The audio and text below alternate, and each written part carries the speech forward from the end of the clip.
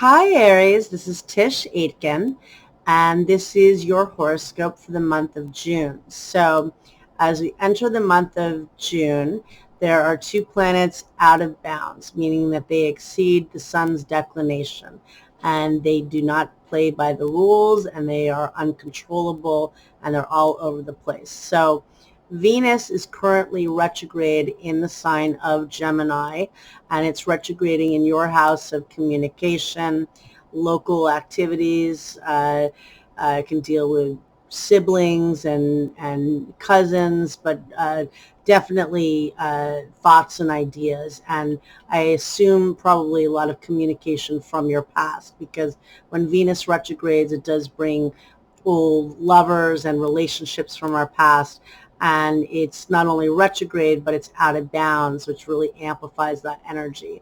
And it's retrograding in your third house, which can also represent primary school years, so early on in life, that kind of thing. But it's a great time for reviewing, if you want to do some writing projects or creative projects.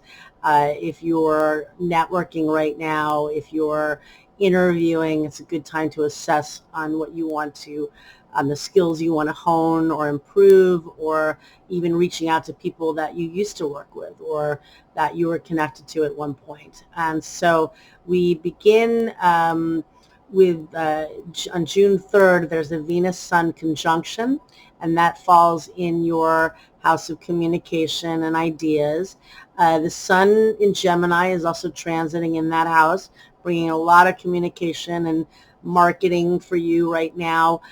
It's not the ideal time to launch something new, or to at least to make a big purchase, because Venus is retrograding in your third house. It's more of a review period of what you want to create and what you value. It's going to be retrograde until June 25th, and it's going to be out of bounds until July 5th.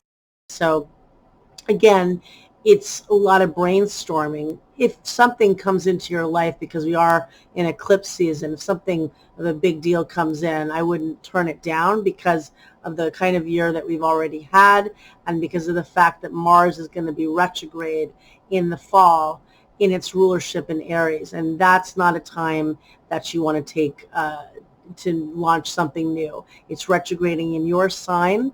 It's retrograding in the sign that it rules. And Mars likes to move ahead, and it's being blocked in the fall, and it's squaring all the planets in Capricorn, which among other things are about restrictions. So right now you're reviewing how you want to improve things and move forward. Mars is going to be transiting in your first house of self from June 27th through the end of the year, but it's direct until the beginning of September. And there is a lunar eclipse that takes place on June 5th in your third house, again, of communication. No, pardon me. It's in your ninth house of higher learning and higher education. It's the Sagittarian house. It deals with hope and faith and generosity, and it's the manifesting sign. And it's falling at 15 degrees of Sagittarius. And usually, eclipses are always turbulent. They're wild cards. It's very erratic and energized time, a lot of frenzied activity, and a lot of change in a very short period of time. But, lunar eclipse in Sagittarius, that's the sign ruled by Jupiter. That's a benefic. But in this case, the eclipse itself, it's a full moon eclipse. The sun and the moon are squaring Mars in Pisces in your house of endings. So you might find some information that comes out that's brought to light with this. And you might find that there's more of a combative nature to this eclipse, because it is squaring the god of war. Mars is not in your sign yet. It's in a kind of a passive sign in Pisces, but it's nonetheless squaring the eclipse. Then we get further into the month, and on the 11th of June, the sun in Gemini, again in your house of communication, squares Neptune in your 12th house. And that can be very creative thinking. It's excellent for doing meditation and manifesting work.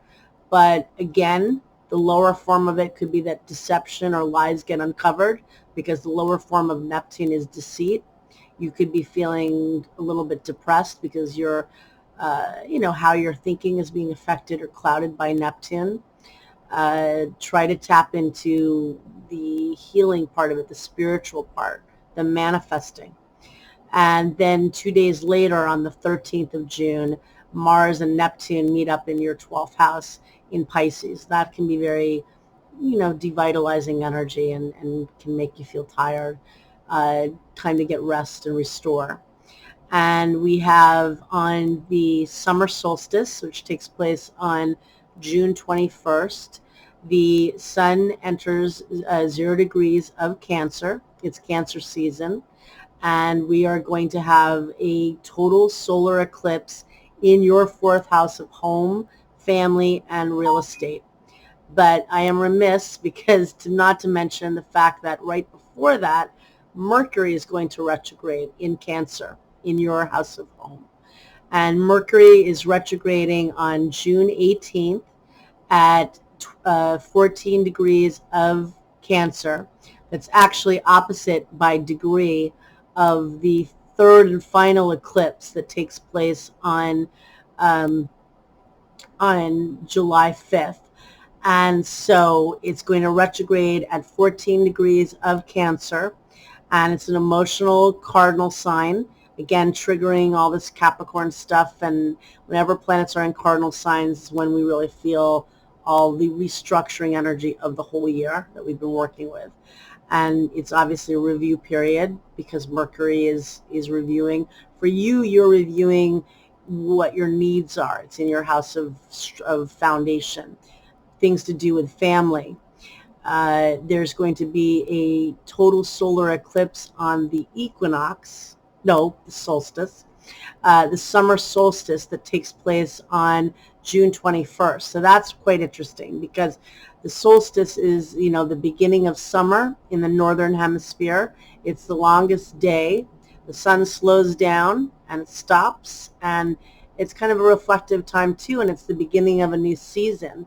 And on that day, we have a total solar eclipse. The North Node is only 1 degree away from this solar eclipse that is at the world axis, meaning that everybody gets hit in some way or another, and that people in power, big stories of famous people and world leaders, but also in our own lives, the entire world will get impacted by that eclipse. And for you, I would say that maybe there are things coming up around family. Maybe you're reconnecting with old family members. Maybe you're hearing some stories. Maybe issues with real estate or family, and that's happening then too. And then later in June, we have a Jupiter-Pluto conjunction that takes place on June 30th at 24 degrees of Capricorn. That is the second pairing of Jupiter and Pluto. They meet up approximately every 13 years. And the first one occurred on April 4th, 4/4/20. A lot of people were doing meditations throughout the year. That's opening the portals of consciousness, but also very healing energy, very empowering energy. That conjunction occurs in the charts of many successful people, very successful in business, excellent for partnering, very blessed, very lucky, also really good for healing and empowering yourself. And that's falling in your house of career, and that's triggering the Saturn-Pluto conjunction that took place in your house of career in January. And you're working with that story all year. It's a big year around your life goals. So it's going to be an intense month. Honor both of the eclipses. On the solar eclipse on the summer solstice, do some kind of ritual, write down intentions, do something to initiate new beginnings. But for both eclipses, honor them in some way, and definitely honor the Jupiter-Pluto conjunction on June 30th. I would try to find some way to honor it with other people, whether it's virtually or with friends or whatever, in a sense that it really has very powerful manifesting energy. Good luck, Aries. It's going to be a busy month, and Mars is about to enter your sign. You will be in the highlight and in the limelight for a while. All right. Thank you very much. Take care.